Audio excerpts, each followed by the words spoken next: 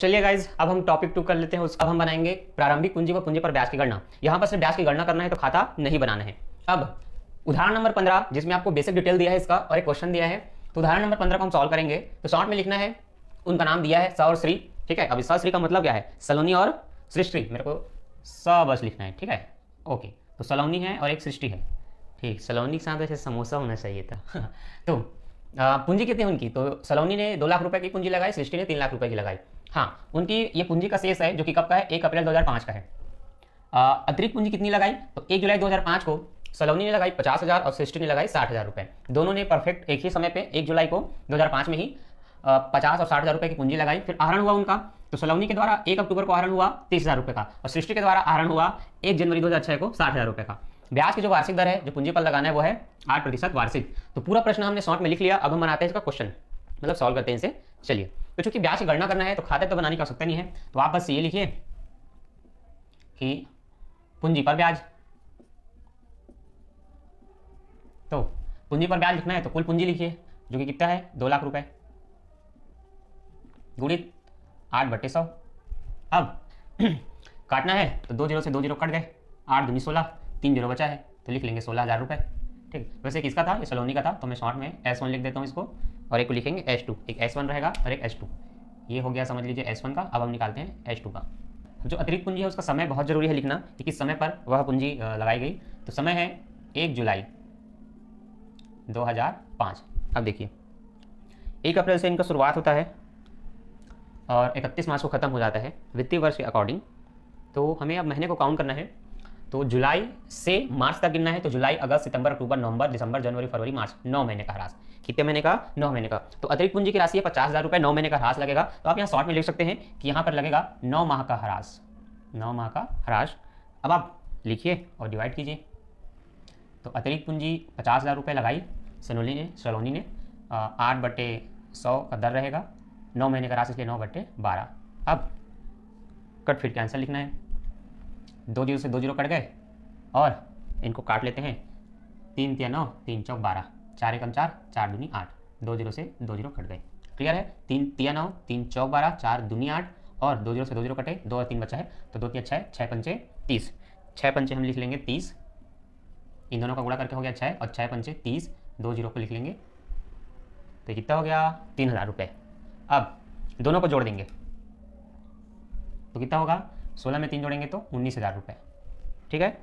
अब इसके बाद क्या करना है? अब हम आहरण पर, इन्होंने जितना आहरण किया उस आहरण पर ब्याज निकाल कर उसको घटा देंगे। तो आहरण पर ब्याज घटता है, इसको आप याद रखना। ये जुड़ता है इसलिए इसको प्लस करेंगे, अतिरिक्त पूंजी को जोड़ते हैं, और ये घटता है क्या? आहरण पर ब्याज। तो हम लिखेंगे आहरण पर ब्याज। और हमने महीने काउंट कर लिए हैं अक्टूबर से लेकर के मार्च तक। अक्टूबर, नवंबर, दिसंबर, जनवरी, फरवरी, मार्च, 6 महीने हो रहे हैं। तो 6/12 और वही 8/16 लाना है, क्योंकि ब्याज, आहरण पर ब्याज की कोई दर नहीं दी है, तो यहाँ पर पूंजी पर ब्याज की जो दर है उसी के साथ निकालना है। अब फिर से डिवाइड करेंगे, 6 एकम 6, 6 दूनी 12, 2 जीरो से 2 जीरो, 2 चौक 8, 4 तिया 12, 2 जीरो को यहाँ लिख लेंगे, तो हुआ 1200 रुपये। और मैंने आपको शुरू में बताया कि ये घटेगा, क्या होगा? ये घटेगा। तो जो घटेगा उसको इसमें से घटा देना है, तो ये दोनों आपस में माइनस हो जाएंगे। तो 19,000 में आप 1200 रुपये घटाएंगे, तो 19 में गया 18, 18 में 2 गया 17,800 रुपये। तो ये इनका बैलेंस है, पूंजी पर ब्याज का बैलेंस, कि 17,800 रुपये पहले व्यक्ति का आएगा। अब दूसरे का निकालते हैं, तो यहाँ से इसको करेंगे क्लोज। अब आती है सेकंड की बारी, ठीक। तो ये S1, अब आ जाएंगे S2 में, उसकी भी पूंजी पर ब्याज निकालेंगे। तो उसकी पूंजी 3 लाख रुपए थी, 3 लाख का सिर्फ 8% आपको निकालना है। 2 जीरो से 2 जीरो काटेंगे और 8 तिया ये हो जाएगा 24, 3 जीरो को यहाँ लिखेंगे तो ये हो जाएगा 24,000 रुपये। अब अतिरिक्त पूंजी कब लगाई इसने? तो अतिरिक्त पूंजी इसने 1 जुलाई को ही लगाई है। तो 1 जुलाई 2005 अतिरिक्त पूंजी, इसकी जो कीमत है वो 60,000 रुपये है। 8/100 लिखना ही है। अब इसमें महीने को काउंट करते हैं, तो वही जुलाई, अगस्त, सितंबर, अक्टूबर, नवंबर, दिसंबर, जनवरी, फरवरी, मार्च, इस दिन इसने पैसा दिया और हम मार्च में खाता क्लोज करेंगे। तो इस दिन से लेकर के मार्च तक के महीने को काउंट करेंगे, तो कुल 9 महीने हो रहे हैं, तो 9/12। अब 3 तिया 9, 3 चौक 12, 4 एकम 4, 4 दूनी 8, 2 जीरो से 2 जीरो कटा, 2 6 दूनी 12, 2 जीरो बचे हैं, तो ये 1200 हो गए। 1200 को इसमें जोड़ देंगे, तो 0 0 2 और 0 2 का 2, 4 और 1 5 और ये 2, तो 24,000 में 1200 जोड़ेंगे तो 25,200 होगा। अब हमें निकालना है आहरण पर ब्याज।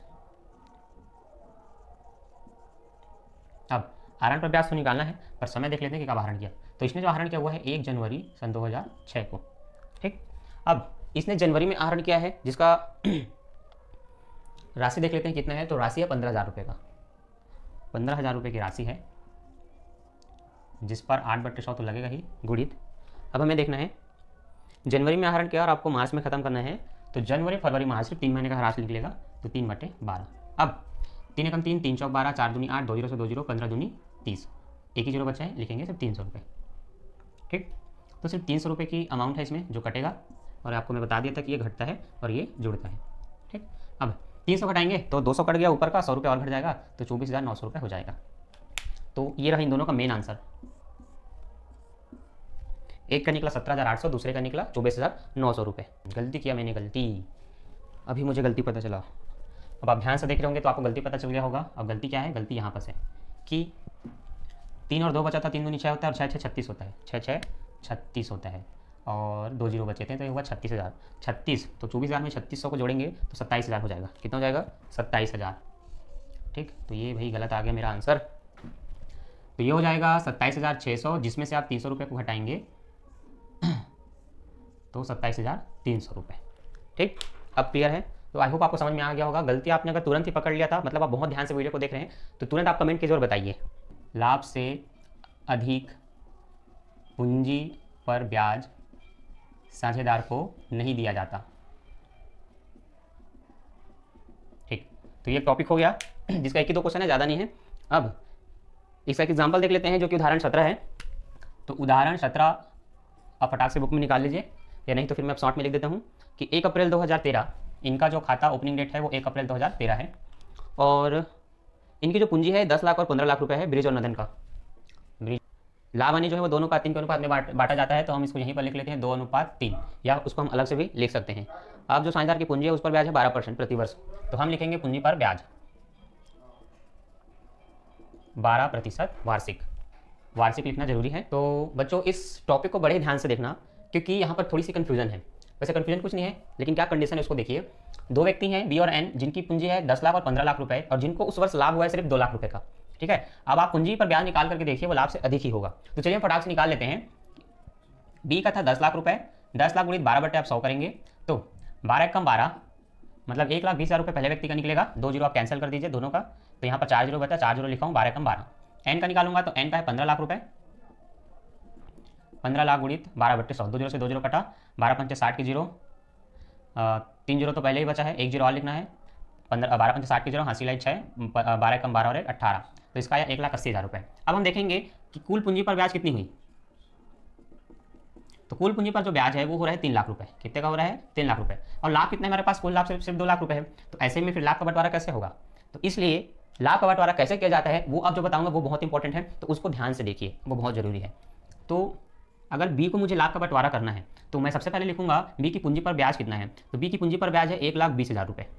ठीक, अब लाभ कितना देना है, 2 लाख रुपए, तो गुणित में आप लिखेंगे 2 लाख रुपए, और इसके बटे में लिखेंगे जितना इन दोनों की पूंजी पर ब्याज का योग हो रहा है। तो कुल ब्याज पूंजी पर ब्याज हो रहा है 3 लाख रुपए, तो बटे हम क्या लिखेंगे 3 लाख रुपए। इसी विधि से आप एन का भी निकालेंगे। आप सबसे पहले लिखेंगे एन का पूंजी पर ब्याज हो रहा है जितना भी, तो वो हो रहा है 1,80,000 रुपये, गुणित जितने का भी लाभ होता है उस लाभ को लिखेंगे, बटे दोनों की या तीनों की पूंजी पर ब्याज का योग। तो चूंकि 2 व्यक्ति हैं और उनका योग हो रहा है 3 लाख रुपये, तो अब ये आपको लिखना आ जाएगा। जिसका जितना ब्याज है उसको लिखेंगे, उन दोनों का ब्याज का योग नीचे रहेगा, और जितना भी लाभ है उस वर्ष में उसको ऊपर लिखेंगे, और इस तरह से गुणा का चिन्ह लगाकर आप डिवाइड करेंगे। तो चलिए अब इस काम को करते हैं। 5 जीरो से 5 जीरो कट गए, क्लियर। 3 एकम 3, 3 चौक 12, ये भी कट गया।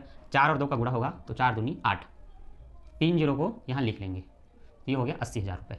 इससे हमें पता चला कि पहले व्यक्ति को सिर्फ 80,000 रुपये का लाभ में हिस्सा मिलेगा। 2 लाख के लाभ में उसको 80,000 रुपये मिलेगा, मतलब दूसरे को कितना मिलेगा, 1,20,000 मिलेगा। चलिए निकालते हैं। 5 जीरो से 5 जीरो कट गए, क्लियर। अब 3 एकम 3, 3 छक्के 18, ठीक, 3 छक्के 18, 6 दूनी 12, 3 जीरो बचा है, सॉरी 4 जीरो लिख लेंगे, आया ना 1,20,000, सिंपल है। तो आप एक का निकालते हैं, दूसरे का घटा के निकाल सकते हैं, या ऐसे लिख सकते हैं। तो अब हमें पता चला कि जो शुद्ध लाभ हम लाभ में उस तरफ लिखेंगे, उसी में से कितना कितना हिस्सा मिलेगा दोनों को। तो एक को मिलेगा 80 और दूसरे को मिलेगा 1,20,000 रुपये।